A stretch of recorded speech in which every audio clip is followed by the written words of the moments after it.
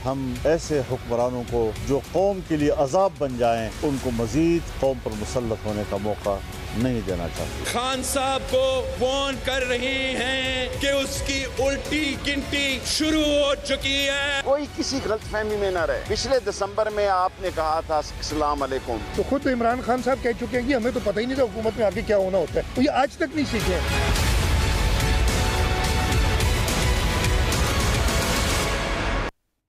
Welcome to Newsland. मैं हूं doctor Maria Zulfiqar Khan. Viewers, हुकूमत 3 साल से ज़ायद अरसे में कुछ और कर पाई हो या नहीं, लेकिन बहरान पर बहरान पैदा करने में हुकूमत कामयाब रही है। पहले साल के मौशी जमूद से अब महंगाई की तूफान तक हुकूमत ने बड़ी मेहनत से अपने लिए मुश्किलात पैदा की हैं। मुल्क में महंगाई के पीछे आलमी असबाब कारफरमा है, मान लिया कि ऐसा होगा, लेकिन गलत फैसलों की वजह से अवाम पर जो बोझ पड़ा उसका जिम्मेदार आखिर कौन है? मुल्क में गंदम की कमी थी लेकिन एक्सपोर्ट कर दी गई, फिर बाहर से महंगी गंदम खरीद कर सब्सिडाइज करके बेची, लेकिन इसके बावजूद अवाम को सस्ता और मयारी आटा मयसर नहीं है, बल्कि 3 साल पहले की निस्बत अब दुगनी कीमत पर मिल रहा है। हालांकि दावा किया गया था कि बम्पर क्रॉप हुआ है। इसी तरह चीनी माफिया पर हाथ डालने के इतने दावे किए गए कि लगने लगा कि अब तो हुकूमत कुछ कर दिखाएगी, लेकिन वही एक्सपोर्ट और फिर इम्पोर्ट के बेवक्त और बेसरोपा फैसले, नतीजा आज चीनी 120 रुपये पर खड़ी है। इसी तरह वक्त पर LNG ऑर्डर नहीं की गई, इसी वजह से महंगी बिजली बनाई गई जो कि अवाम पर एक बहुत बड़ा बोझ था। फैसला साजी का ये फुकदान बहरान पर बहरान पैदा करता है, लेकिन हुकूमत अपनी रविश बदलने को तैयार नहीं और आम आदमी की कमर टूट चुकी है। ऐसे हालात में अपोजिशन तो अवामी जज्बात को भड़काने की पूरी कोशिश करेगी ही। बहरान पैदा करने की इसी रविश पर चलते गुज़िश्ता 3 साल में हमने ये देखा है कि इदारों की साख को बहुत बुरी तरह से जो है वो हुकूमत ने नुकसान पहुंचाया है। इसकी एक अलग ही दास्तान है। अगर शुरू करें ECP के साथ, तो EVM का मामला जो था तय किए बगैर इन्होंने लड़ाई मोल ली। बाद में समझ आया कि मामले पर बातचीत भी की जाए। नैब जो कि पहले ही मुतनाज़ा था, इसको तनाज़ात के नए मुकाम पर जो है वो आपने इसको पहुंचा दिया। हद तो ये है कि हाल ही में जारी किया गया ऑर्डिनेंस जो कि अब फिर से जारी होने जा रहा है, क्योंकि 3 तरमीम काबिल अमल नहीं लग रही। मुल्क की सलामती के इदारों से मुतल्लिक फैसला साजी में जो रवैया अपनाया गया उसका हाल भी हम सब के सामने है। इस फहरिस्त में अब ताज़ा इजाफा अब वज़ीर ख़जाना शौकत तरीन की वजारत का भी होने वाला है। फ़िलहाल तरीन साहब अमेरिका में IMF को मनाने की कोशिशों में जो हैं वो लगे हुए हैं, लेकिन पीछे उनकी वजारत का रुतबा घटाकर मुशीर किया जाना नागुज़ीर है। मगर बड़ा सवाल ये है कि शौकत तरीन जब वापस आएंगे तो अपने ओहदे पर रहेंगे या असद उमर की तरह इनको भी सरप्राइज़ मिल सकता है, क्योंकि हुकूमत के फैसले इतने ही गैर यकीनी होते हैं। अब इस सूरत हाल में PDM फिर सड़कों पर आने की बातें कर रही है, लेकिन अपोजिशन का मसला ये है कि सड़कों पर निकल कर हुकूमत के लिए मुश्किलात पैदा करें या ना करें, अपनी मुश्किलात ज़रूर बढ़ा लेते हैं। इस पर बात करेंगे। हमारे साथ भी have a panel of senior journalist with us. Nazir लगारी साहब हमें ज्वाइन कर रहे हैं कराची से, साथ ही साथ सईद काजी साहब हमें ज्वाइन कर रहे हैं और मोहसिन बेग साहब भी हमारे साथ मौजूद हैं। तो गुफ्तगू का आगाज़ बेग साहब आपसे करती हूँ। बिल्कुल हमने ये देखा है कि पोस्ट कोविड जो है दुनिया में एक, अगर मईशत की बात की जाए तो एक ज़रा मुश्किल टाइम जो है पूरी दुनिया पे चल रहा है, लेकिन हमारे यहाँ जो अनप्रेसिडेंटेड महंगाई है, क्या उसका होली सोली जो है वो ताल्लुक कोविड से है जिस तरह बताया जा रहा है, या इसमें मिसमैनेजमेंट है जिसकी मैंने एक तवील फहरिस्त गिनवाई है? शुगर, वीट, उसके बाद जो state of the industry report है LNG के हवाले से वो क्या कहती है? ये सारी चीज़ें आप समझते हैं कि ये सारा जो नुकसान हमें हो रहा है, गरीब आदमी को, आम आदमी को जो नुकसान हो रहा है, क्या ये वाकई सारा एट्रीब्यूटेड है कोविड को, या इसमें हुकूमत की मिसमैनेजमेंट भी है?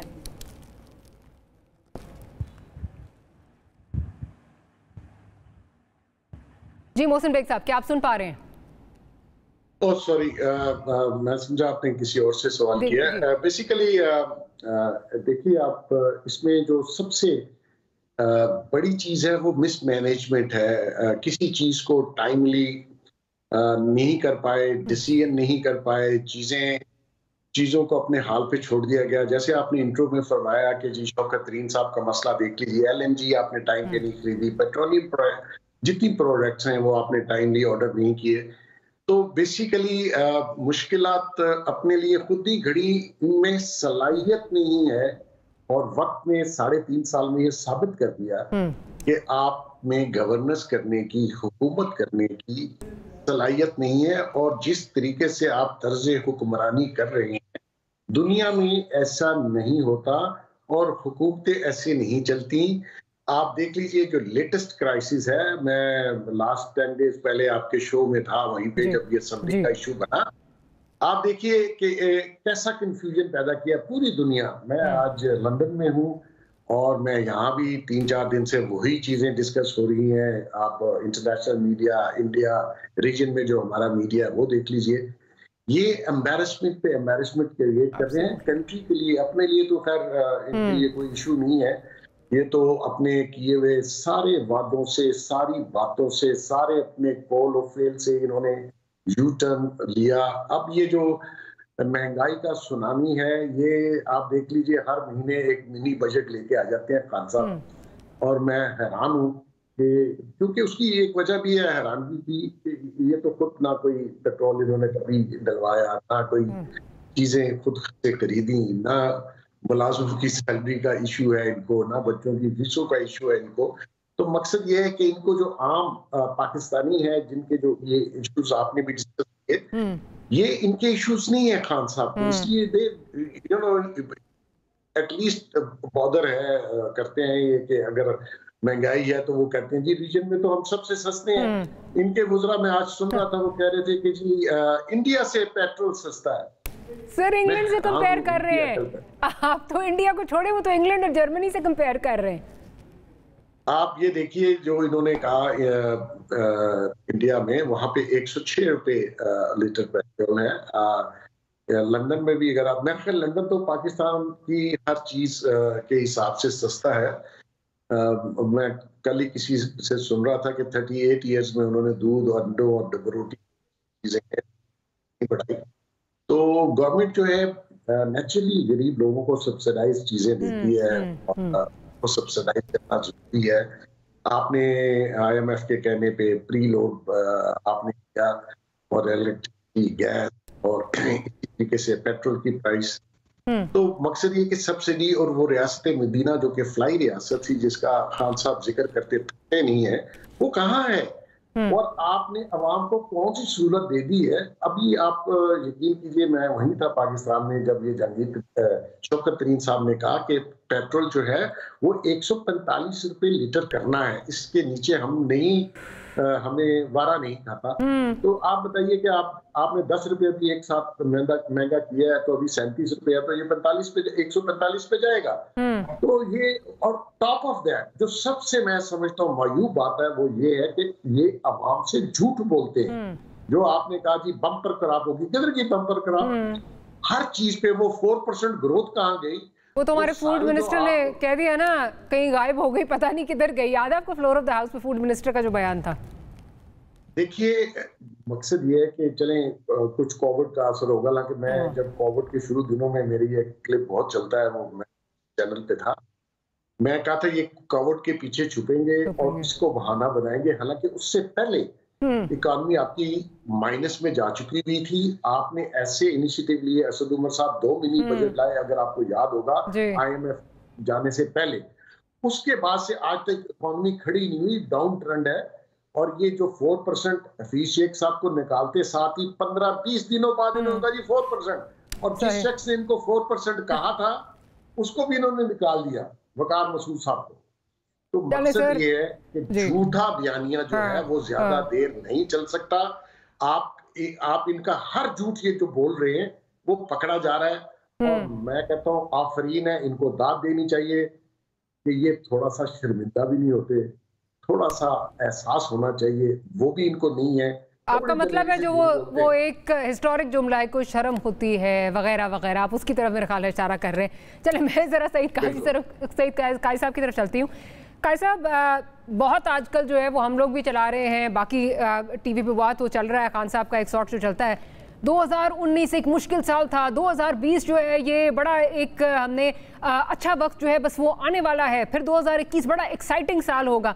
सर मैं तो इंतज़ार कर रही हूँ, 2021 तो ख़त्म हो गया था कि जी पाकिस्तान की मुश्किलात जो हैं वो सारी 2021 में ख़त्म हो जाएंगी, लेकिन यहाँ तो हम आटा चीनी दालों को ही रो रहे हैं, हम आगे उससे बढ़ ही नहीं पा रहे। और वो सारा कुछ कोविड पे जिस तरह अभी बात कर रहे हैं, अभी कहा जा रहा है कि जी जिस तरह कोविड पे सारा कुछ जो है वो डाल दिया जाएगा, बेग साहब जिस तरह कह रहे हैं वही नजर आ रहा है, क्योंकि यहाँ पे अपनी रिस्पॉन्सिबिलिटी को लेने को तैयार नहीं है। Everything is either attributed to Covid और इट्स द IMF। देखिए, एक सिस्टेमिक फेलियर तो बिल्कुल वाज़े और अय्यां है, और सबसे बुनियादी तौर पर मायूस वो लोग यकीनन हो रहे होंगे जिनकी कोई उम्मीदें थी, जिनकी कोई उम्मीद नहीं थी इस निज़ाम से और इस पर बैठे हुए लोगों से। वो सफ़र तो कर रहे हैं, उड़ भी रहे हैं, लेकिन उनके दिल बिल्कुल नहीं टूटे, उन्हें पहले ही पता था। दूसरी बात ये, तीसरी बात ये कि कोविड की वजह से जो सप्लाई चेन्स टूटी हैं उसका यकीनन असर आया है। इसके पीछे कोई किसी को छुपने की जरूरत नहीं है। चाइना जैसे मुल्क में एवर ग्रांडे जो है मुमकिन है नेशनलाइज करनी पड़ जाए, जो 19% है उनकी GDP का, सबसे बड़ी प्रॉपर्टी की उनकी जो कंपनी है। लेकिन बहरहाल वो बड़े मुल्क थे, उन्होंने शौक सह लिए।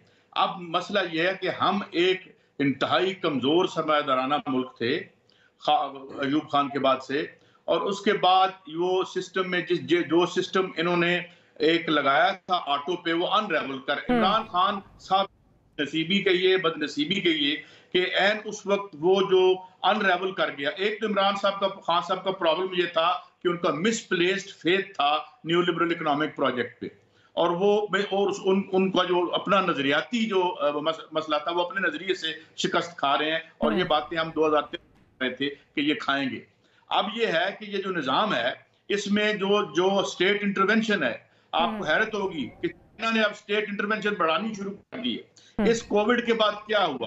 कोविड के बाद जो एंटोनियो गुटेरेश है उसने कहा कि ये जो हेल्थ है, ये जो सेहत है, ये जो पब्लिक सर्विस यूटिलिटीज हैं, इसमें से रियासत को बाहर एक बहुत बड़ा जुर्म था। ये यूनाइटेड नेशन का सेक्रेटरी जनरल कह रहे हैं।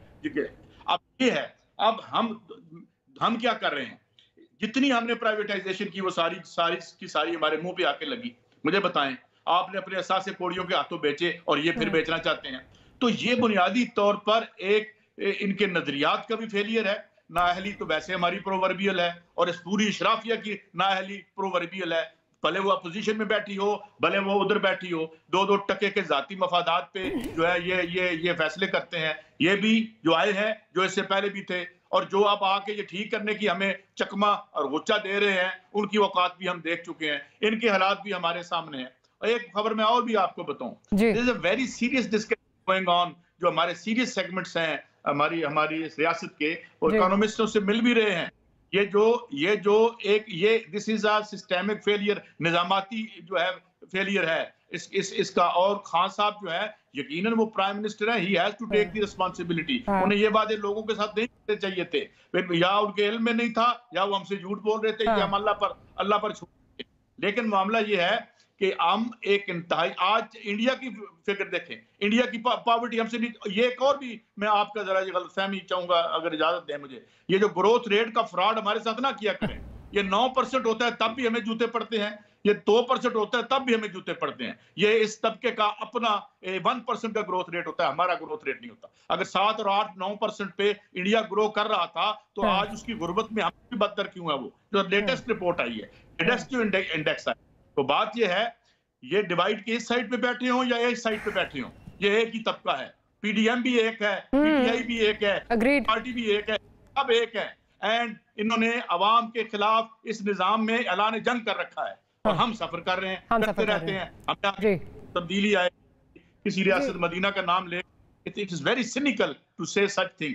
तो अब ये है कि सीरियसली बात ये होनी चाहिए कि भाई सिस्टेमिक फेल और गुड गवर्नेंस को गोली मारें। एक घटिया 2 नंबर 1% के लिए बनाए हुए निजाम में कौन सी गुड गवर्नेंस होती है भाई? ये निजाम मेरे लिए है ही नहीं, ये 1% के लिए है। ये 1% की सड़कें बनाता है, 1% पॉलिसियां बनाता है। तो हमारे साथ यही होना है। ऊपर से रिसेशन आ गया है, उसमें हम मजीद ख्वार हो रहे हैं। आप सुने ये, मगर हल ना इमरान खान है, ना नवाज शरीफ है, ना बिलावल भुट्टो है। हल ये है कि हमें एक ऐसी सियासी तहरीक और पार्टी चाहिए जो कहे कि निकालो इनको, ये कल के जो बच्चे बिठा के गवर्नर हाउस में अपना स्टेट बैंक में बिठाया हुआ है, ये कौन लोग हैं जो हमारी किस्मतों के फैसले, किसके हाथ में है हमारी मैशियत? अपनी मैशियत अपने पड़ेगी। मगर अफसोस की बात यह है हुकूमत समेत कोई पार्टी इससे हल नहीं है और सारे जो हैं वो कोई पार्टी इसका हल नहीं है। बिल्कुल ठीक। थोड़ा सा जरा कैसा मैं जरा अपने आप को भी एक्सप्लेन कर दूं। जब मैं ये बात कर रही थी कोविड के पीछे छुप रहे हैं तो मेरा मतलब कतई ये नहीं था कि कोविड की वजह से इश्यूज नहीं आए, लेकिन हमारे यहाँ जो पैदा किए दर्दा जो इश्यूज हैं वो तो आपने सेल्फ क्रिएटेड है ना। मतलब अगर आपने चीनी एक्सपोर्ट कर दी तो कोविड का तो उसमें कोई कसूर नहीं है, वीट आपने एक्सपोर्ट कर दी कोविड का कोई कसूर नहीं है, एलएनजी आपने ऑर्डर नहीं की जब आपको करनी चाहिए थी और महंगी बिजली बना रहे हैं, state of the industry report उस पर कह रही है, उसमें तो कोविड का कोई कसूर नहीं है। सर मेरा ये कहने का मतलब, बाकी आपकी चीज़ों से मैं एग्री करती हूँ। मैं आपसे एग्री करता हूँ। ये प्राइवेटाइजेशन की पॉलिसी हमने बनाई है ना, सेल्फ थी ना। ये जो हमने पब्लिक प्राइवेट पार्टनरशिप का फ्रॉड किया ये सेल्फ क्रिएटेड था ना, बिल्कुल अपना है, सेल्फ क्रिएटेड है। मगर मैं सिर्फ एक बात कहता हूँ, यहाँ हम एक आदमी को जो है वो बनाते हैं स्केपगोट और फिर अवाम से धोखाधड़ी करते हैं कि बंदा गलत, निजाम ठीक है और बंदा भी गलत सी और निजाम भी गलत सी। ये हमें कहना चाहिए ताकि लोग जो हैं वो बहुत तंग आ चुके हैं सारी सिचुएशन से। एटलीस्ट हमें ये नहीं कहना, इमरान खान अगर ना भी होता इसकी जगह कोई और होता, हमारा यही अक्षर होना था। अच्छा काई साहब ने बड़ी एक इंटरेस्टिंग बात की है जो कहा है कि गवर्नर हाउस में जाके लोगों को कहना चाहिए कि आप कैसे हमारी तकदीर के ठेकेदार बने, रेवोल्यूशन की तरफ जो है वो इशारा कर रहे हैं। इस पर आगे जाके मैं जरूर बात करूंगी, लेकिन लगाई साहब का पहले ओपिनियन ले लूँ इस पर। लगाई साहब, डॉलर ऊपर जाए पीएम चोर है, पेट्रोल ऊपर जाए पीएम चोर है। चले आज हम प्राइम मिनिस्टर साहब को उनकी वो बातें नहीं याद कराते, लेकिन फिर भी अवाम जो है इस वक्त वो ढूंढ तो रहे हैं कि जो उनकी कमर टूट गई है इसकी रिस्पॉन्सिबिलिटी किस पर जाती है। आखिर महंगाई के लिए रिस्पॉन्सिबल कौन है? क्या ऑपोजिशन रिस्पॉन्सिबल है, क्या कोविड रिस्पॉन्सिबल है, या हुकूमत की नाअहली रिस्पॉन्सिबल है? बात यह है कि जब डॉलर की कीमत बढ़ती है और रुपए की कीमत कम होती है तो वज़ीर आज़म उस वक्त महवे इस्तराहत होते हैं, सो रहे होते हैं, उनको पता नहीं होता है, उनको इल्म ही नहीं होता है कि रात के वक्त जो है वो डॉलर अपनी वैल्यू बढ़ा चुका है और रुपया अपनी कदर खो चुका है। वज़ीर आज़म के सोते में ये इल्म होता है। जब महंगाई आती है तो उस वक्त वज़ीर आज़म सो रहे होते हैं, उनको पता नहीं चलता है कि चीज़ें महंगी होती जा रही हैं और वज़ीर आज़म फिर ऐलान भी करते हैं कि मैं उठा तो सुबह पता चला कि ये चीज़ें हैं। तो वज़ीर आज़म तो महवे ख्वाब होते हैं, महवे इस्तराहत होते हैं, तब ये वक्त चीज़ें वकूअ पज़ीर होती हैं। हमारे लिए रिफ्रेशर कोर्स होता है जब काजी साहब होते हैं, और काजी साहब ने बजा तौर पर इसको आइडेंटिफाई किया है कि ये सिस्टम जो है ये अपनी साख्त में, अपनी बुनियादी वस्फ में ये करप्ट सिस्टम है। और इस जो हमारा सिस्टम चल रहा है ओवरऑल दुनिया जिससे गवर्न की जा रही है, जो दुनिया को जो सिस्टम चला रहा है और जिसके अंदर नई इंजेक्शन जो है वो आकर मार्गरेट थैचर ने और रेगन ने की थी, उसके बाद ये सिस्टम अवाम दुश्मन, ज़मीन का दुश्मन, इस धरती का दुश्मन, जहाँ जहाँ भी ये जोग्राफिया मौजूद है, ये सबका दुश्मन एक ऐसा सिस्टम है जिसके अंदर बदतरीन करप्शन उसकी साख्त में शामिल है, उसकी बुनियादी वस्फ में शामिल है। तो ये सिस्टम ऐसे ही चीज़ें पैदा करेगा, ऐसे ही अफराद, ऐसे ही गिरोह, ऐसी ही जमातें, ऐसी ही पार्टियां पैदा करेगा जो नतीजतन अवाम को डबोएंगी।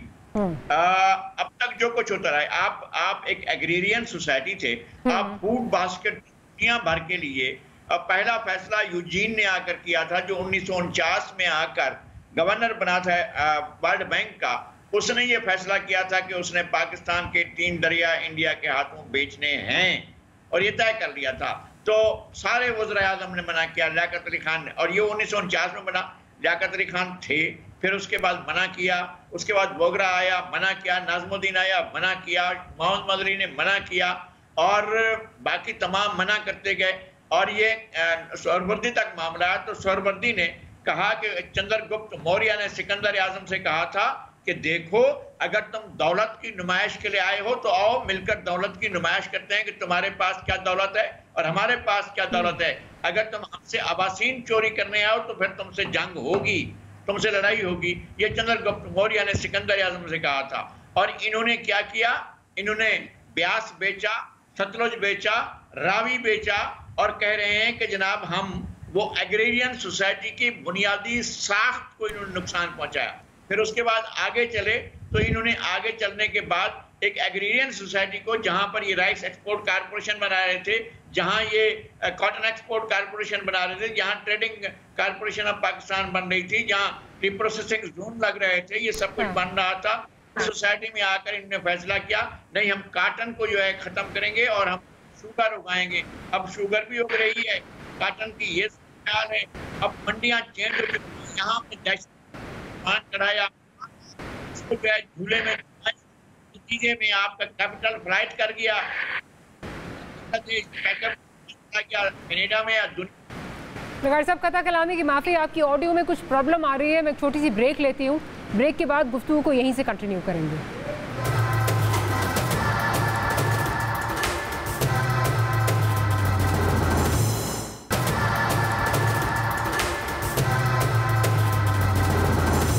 Welcome back after the break. लगार साहब, आपकी ऑडियो में कुछ इशू आ रहा था, आप अपनी बात कंप्लीट कीजिए, फिर मैं आगे चलती हूँ।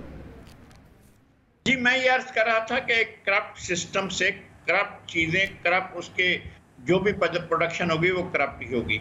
एक बात ये थी। दूसरी बात ये थी कि हम दुनिया की फूड बास्केट थे, हमारी हैसियत तब्दील की, हमारी एग्रेरियन सोसाइटी को एक करप्ट कमर्शियल मर्केंटाइल सोसाइटी में तब्दील करने की कोशिश की गई, जो हमारी नाकामी से दो चार हुई है। और जिस तरह से हमने अपनी ज़राअत को बर्बाद किया और 3 दरिया बेचे, उसके बाद हमें ये तवक्को नहीं रखनी चाहिए थी कि हम आगे बढ़ने की सलाहियत रखते हैं। और हमारा इंडस्ट्रियल बेस्ड बारोड था, हमारा इंडस्ट्रियल बेस्ड हमारी ज़मीन से नहीं निकला था, हमारी ज़मीन से हमारी ज़राअत निकलती थी। हमारा ये इंडस्ट्रियल बेस्ड जो है, दुनिया में और जगह पर भी इंडस्ट्रियल रेवोल्यूशन आया है, कोरिया में भी आया, ताइवान में भी आया, सिंगापुर में भी आया, लेकिन उसकी आलमी ज़रूरियात थी और उन्होंने इसको समझा। हमें एक और चीज समझा गया और हमें उसमें इस्तेमाल किया गया। हमें एक और इंस्ट्रूमेंट के तौर पर दुनिया ने, आलमी सिस्टम ने, जो सिस्टम दुनिया में राइज है, उसने हमें एक और काम के लिए, जिसके बारे में हम मशहूर हैं, जिसके बारे में हम कहते हैं कि वो हम थे जिन्होंने पलासी में सिराजुद्दौला के दांत खट्टे किए, वो हम थे जिन्होंने हांगकांग को फतह करके मलकाए बरतानिया के कदमों में बिछा दिया था, वो हम थे जो शंघाई से चले थे और बीजिंग तक चले गए थे। हमारी उस तरह की जरूरतें थी, हमें उस तरह हमारी जरूरतें पूरी की गई और हमें इस तरह रखा गया। हमें एक अवाम दोस्त वेलफेयर स्टेट बनने से अमलन रोका गया। राइट, मैं ज़रा बेग साहब की तरफ चलती हूँ। बेग साहब, निज़ाम की खराबियाँ आप तीनों ने बहुत अच्छी तरह जो है वो समझा दी। आपने प्रोग्राम के आगाज़ में जब आपसे बात की तो आपने रेवोल्यूशन की तरफ जो है वो इशारा दिया था। आपने बात की थी कि जाना चाहिए सिस्टम में, लोगों को जाके पूछना चाहिए कि ये, बल्कि कायद साहब ने जो है वो गालिबन बात की थी कि ये किस तरह जो है ये सिस्टम चल किस तरह रहा है और किस तरह हमारी जो तकदीरों के फैसले हैं वो कुछ मखसूस लोग जो है, मखसूस ख़ानदान जो है वो कर रहे हैं। रेवोल्यूशन की आजकल बहुत बात आ रही है और इसको जो है वो कंपेयर किया जा रहा है इजिप्शियन रेवोल्यूशन के साथ, जो है उसके एग्जांपल्स दिए जा रहे हैं। क्या आपको लगता है इस मुल्क में कोई रेवोल्यूशन इस तरह की आ सकती है? पहली बात तो ये थी जो काजी साहब ने बात की, बेसिकली उन्होंने फरमाया कि इमरान खान की जगह कोई और भी होता। देखिए, बाकी लोग तो हमने आजमा लिए, हमने देख लिए, उनकी हुकूमत, उनका तर्ज हुकूमत देख लिया। मसला ये आ रहा है कि खान साहब ने एक नया पाकिस्तान का वादा किया और जिस सिस्टम की हम बात कर रहे हैं इसको बदलने का वादा किया। तो अदरवाइज अगर आप इसको बदल नहीं सकते थे, आपने इस पे इतना जोर लगाया और कौम को और लोगों को ये यकीन दिलाया कि मैं एक नया निजाम लेके आऊंगा, ये करप्शन खत्म करूंगा, तो इनसे ये तवक्को थी, क्योंकि इन्होंने अपने मुंह से इन बातों का इजहार किया तो लोगों ने यकीन किया। अब मसला ये आ रहा है कि आपने लोगों को धोखा दिया, लोगों की उम्मीद तोड़ी, आप ना निजाम बदल सके, ना आप करप्शन खत्म कर सके, ना आप कोई इस्लाहात ला सके। तो लिहाजा जो सारा बात और सारा बर्डन जो है वो इमरान खान पे है, क्योंकि ये नहीं हो सकता कि आप अच्छी चीजों का क्रेडिट तो ले लें और बुरी चीजों का क्रेडिट क्या हम इंडिया को दें, आप ही को देंगे। और जहां तक आपकी बात है कि रेवोल्यूशन, मैं नहीं समझता, कौम बहुत बेहिस है। कौम आज तक आप देखिए किस तरीके से उन्होंने पहली दफा 25 रुपए पेट्रोल बढ़ाया, कोई शख्स बाहर नहीं निकला। अभी ये तो रिसेंटली तो 10.5 रुपए बढ़ाया गया, पहले आपको याद होगा 1.25 और अभी 7.5 और 8 रुपए पेट्रोल और बढ़ना है। मैं नहीं समझता कोई बाहर निकलेगा। आप इलेक्ट्रिसिटी की हालत देख लीजिए, आप प्राइसेस देख लीजिए फूड आइटम्स की।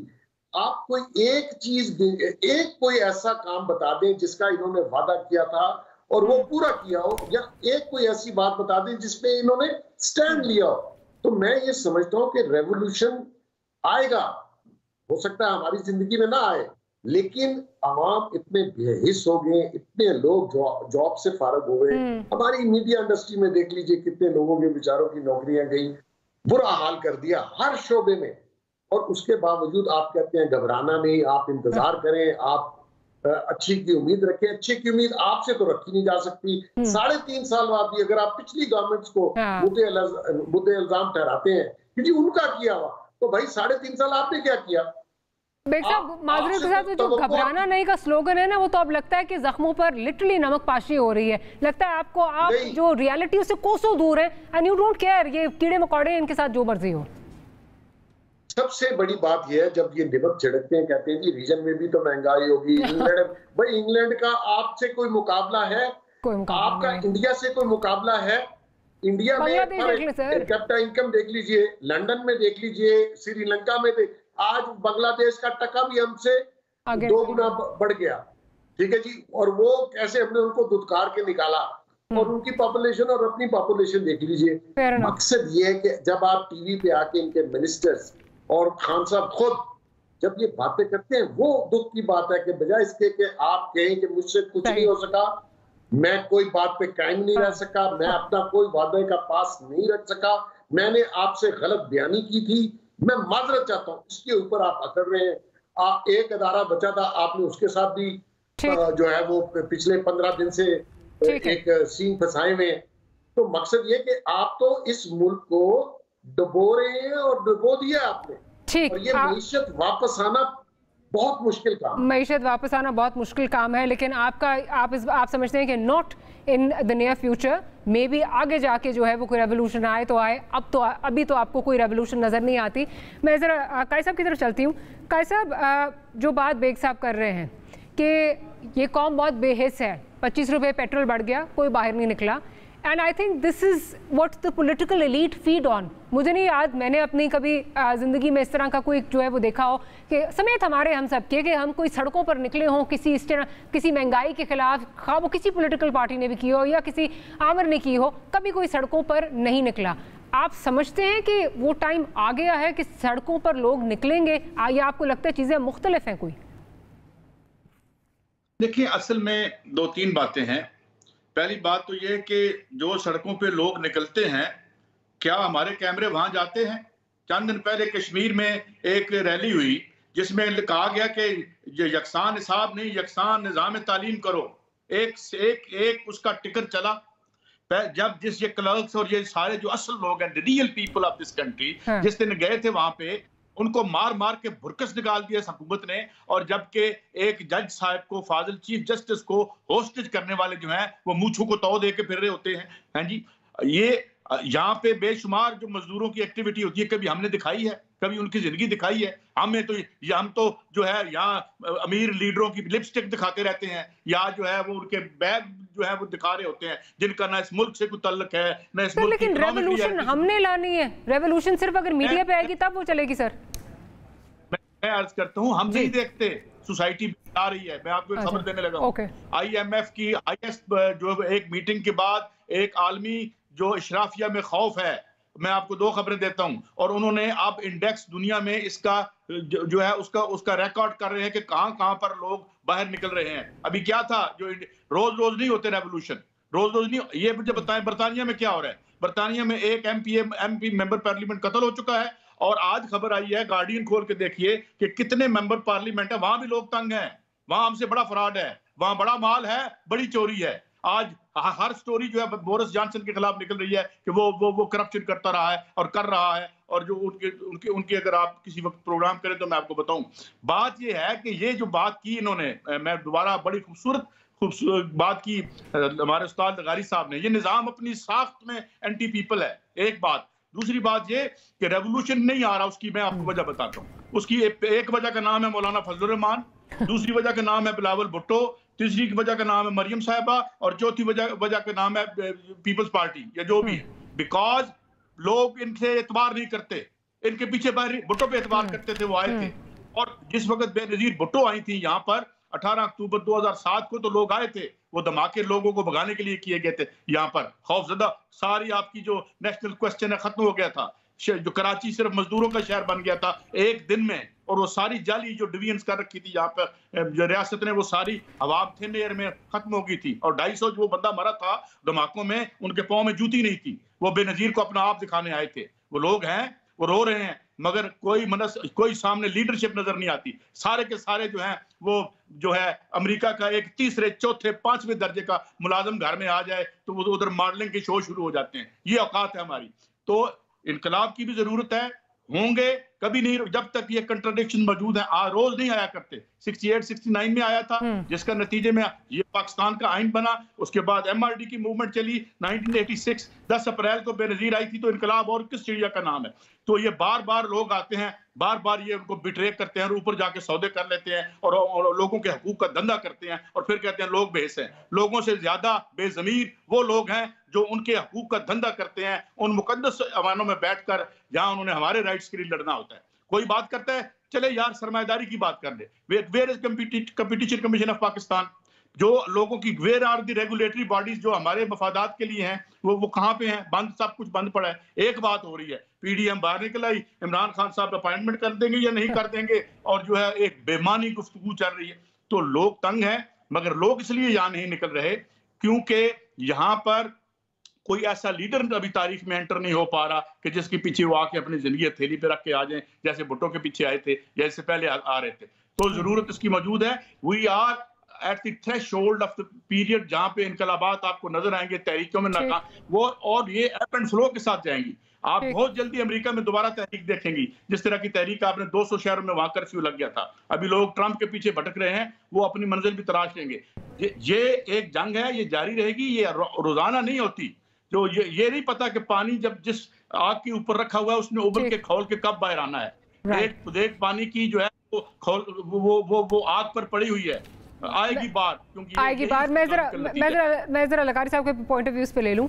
लगारी साहब, थ्रेशहोल्ड आ गया है बकौल सईद काजी साहब के, और ये किसी वक्त भी जो है हम ये रेवोल्यूशन या जो इसमें जो इस वक्त सिचुएशन है हम बहुत तेजी से बदलती हुई देख सकते हैं। आप क्या इस पे आप क्या कहेंगे इस पे? देखिए 81 से खास तौर पर, बल्कि ये लेना चाहिए कि 77 में जब जनरल ज़िया का मार्शल लगा तब से लेकर आज तक इस सोसाइटी को डीपोलिटिसाइज किया गया और उसके तमाम ज़राए अख्तियार किए गए। टेरर, दहशत, खौफ, नशा, मंशियात और उसके अलावा नाइंसाफ़ी, फिर ट्रेड यूनियन पर पाबंदी, फिर मजदूरों के ऊपर पाबंदी, फिर तलबा पर पाबंदी, हर तरह की, फिर लोकल बॉडीज के इदारों पर पाबंदी। ये सारी चीजें सोसाइटी को डीपोलिटिसाइज करने के लिए और उसके अलावा और चीजें की गई।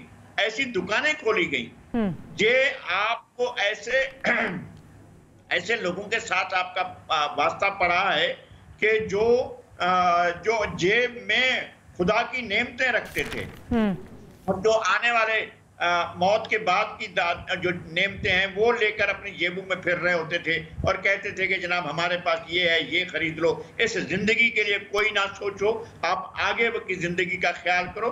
इस तरह की बेशुमार जो तहरीसात हैं, जो इस तरह की पेशकशें हैं, वो की गई सोसाइटी के साथ और सोसाइटी को अमल से निकाल दिया गया। अब ऐसी सूरत हाल के अंदर जहां सियासत हो ना रही हो और जहां सियासत होना जुर्म हो, इसलिए बेनजीर कत्ल हो जाए कि वो सियासत करने आ रही थी, तो ऐसे में सियासत कैसे होगी? और जो भी सियासत कर रहा होगा, जो सियासी अमल में जा रहा होगा, उसके सामने ये तो होगा ना कि मेरे पास अल्टीमेटली क्या होगा मेरे साथ, चाहे वो किसी भी क्लास का हो, वर्किंग क्लास का हो, मिडिल क्लास का हो, रूलिंग क्लास का हो, अशराफिया का हो, उसके सामने ये रहेगा कि अगर मैंने हकीकी सवालात पर बात की तो मेरा हशर बहुत बुरा होगा।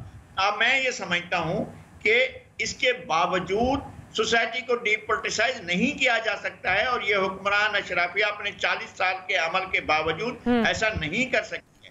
और जो काजी साहब को नजर आ रहा है, मैं उनके पीछे खड़ा हूं, मुझे भी वो नजर आ रहा है। जब आप हवाएं चलती हैं और जब शाखें लरजती हैं तो आपने क्या देखा? मैं अम्प्रोस की बात करते हैं, इंडिया में जो किसानों की मूवमेंट है वो 1 साल तक चलती रही है ना, उसमें वक्फा भी नहीं आया और लगातार चली है। पाकिस्तान के अंदर किसानों का एहतजाज होता है हम उसका ब्लैक आउट करते हैं। हाँ, किसानों ने अपनी फसलें जलाई, हमने ब्लैक आउट किया। किसानों ने गंदम जलाई, किसानों ने कपास जलाई, हमने ब्लैक आउट किया। किसानों ने गन्ना जलाया, हमने ब्लैक आउट किया। ये सारी चीजें हैं। अगर सोसाइटी के तमाम सेगमेंट मिलकर अपना अपना किरदार अदा कर रहे हो तो फिर चीजें आगे चल सकती है। एक आपको तो ब्रेक मजबूरी है, ब्रेक लेनी है, ब्रेक के बाद हाजिर होते हैं तो गुफ्तगू को यहीं से कंटिन्यू करेंगे।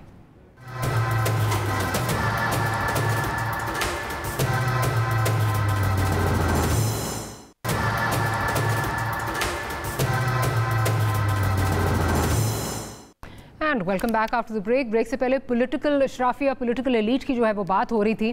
तो प्रोड्यूसर साहब ज़रा सुनवा दीजिए कि आज हमारी जो पॉलिटिकल एलीट है वो एक बार फिर क्या फरमा रही है, फिर आगे चलती हूँ।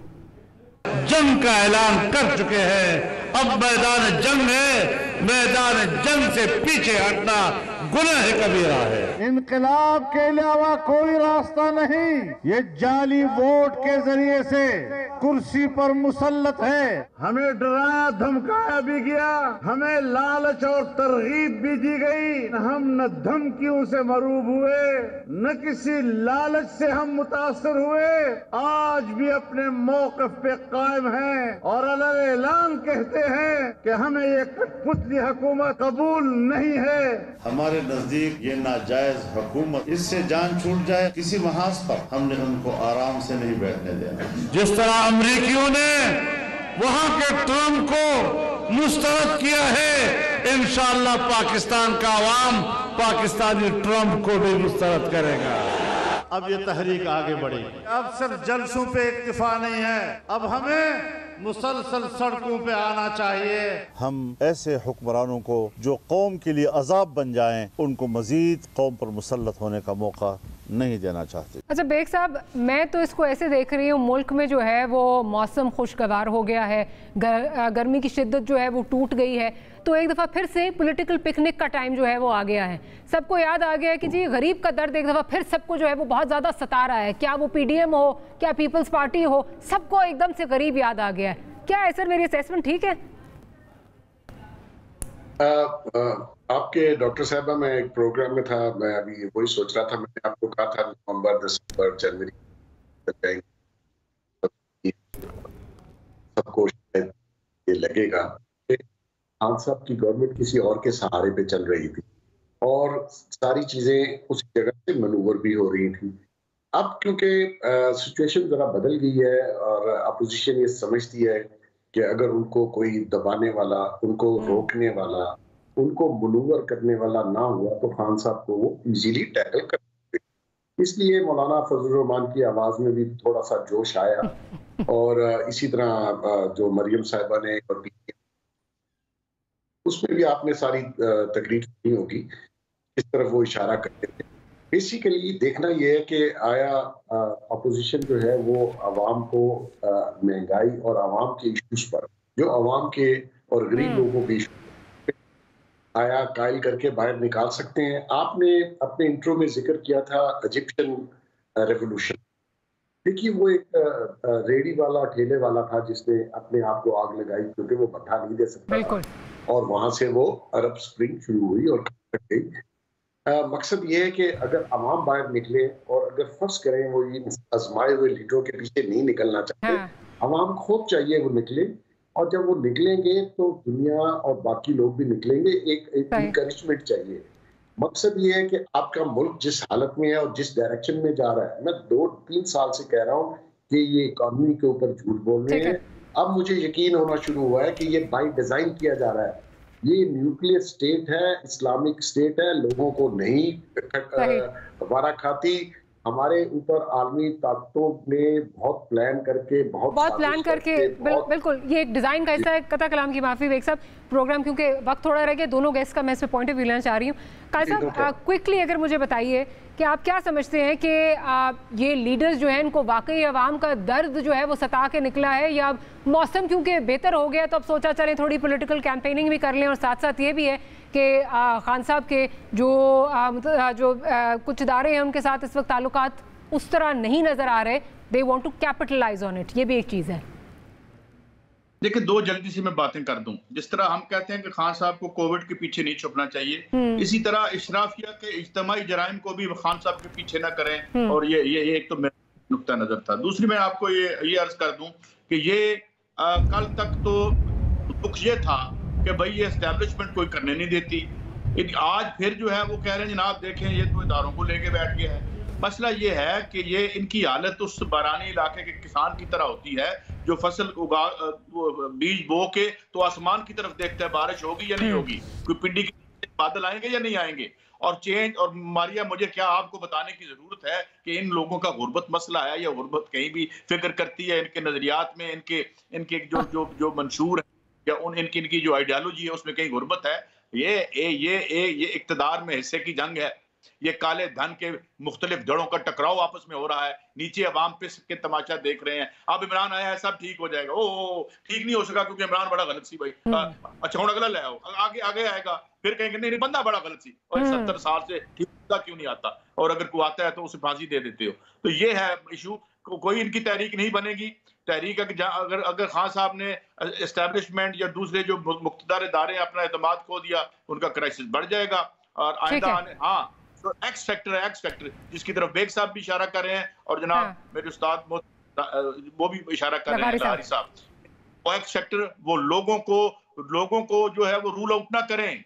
उनको ये ना समझें कि वो मरे रहेंगे और सोए रहेंगे। वो उठेंगे और जागेंगे और वो एक्स फैक्टर होगा आने वाले दिनों में। जी मारी, वो एक्स फैक्टर होगा आने वाले दिनों में। लगारी साहब क्विकली आपका पॉइंट ऑफ व्यू इस पे लेना चाहूंगी कि लग तो ये रहा है कि ऑपोजिशन इस वक्त वेट कर रही है कि किसी तरह वो लोग जो एक्स फैक्टर कह रहे हैं काई साहब वो निकले और उसके बाद उसी वेव पे हम भी राइड करते हुए अपनी सियासत भी चमका लें। इन्होंने तो कुछ नहीं करना।